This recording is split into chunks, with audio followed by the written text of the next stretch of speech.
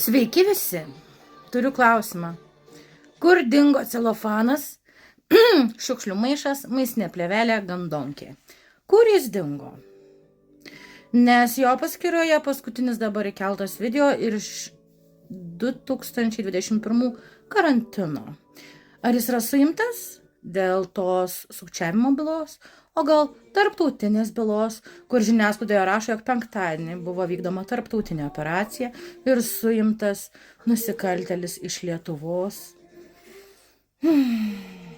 Terorizmo byloje ar kokioje.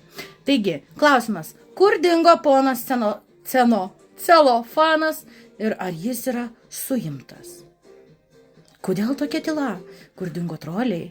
Kur dingo komentarai? Kur dingo žinutės? Kur dingo skambučiai su grasinimais?